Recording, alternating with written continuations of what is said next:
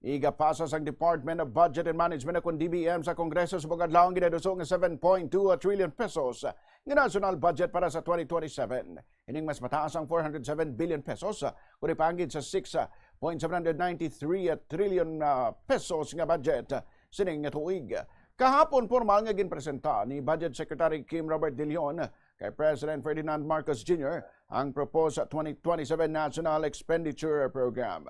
Sunod kay Palace Press Officer Attorney Claire Castro, mangin prioridad sa proposed budget ang edukasyon, ikayong lawas, parangabuyan, seguridad kag pagpaligon sa mga komunidad. Sunod kay Castro, handom sa gobyerno nga mas mapaayo ang paggamit sang kwarta sang publiko pagi sa mas maayong serbisyo kag mas maramo nga oportunidad para sa mga Pilipino. Sunod naman sa DBM sa sining budget, ang mga Pilipino among sentro sa mga prioridad sa pondo sang gobyerno pagi sa pagdirekta sa mga pampublikong resources para sa mga programa kang investment nga nagahatag oportunidad, nagapaligon sa mga komunidad kag nagapaayos ang kabuhi sang kada isa.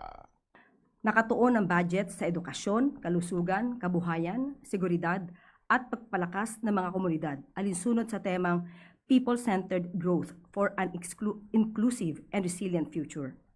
Layunin nitong gawing mas kapaki-pakinabang ang bawat pisong pampublikong pondo sa pamamagitan ng mas mahusay na serbisyo at mas maraming oportunidad para sa mga Pilipino. Formal na i-turn over ang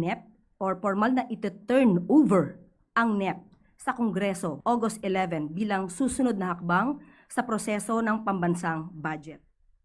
Si Palace Press Officer Attorney Claire Castro.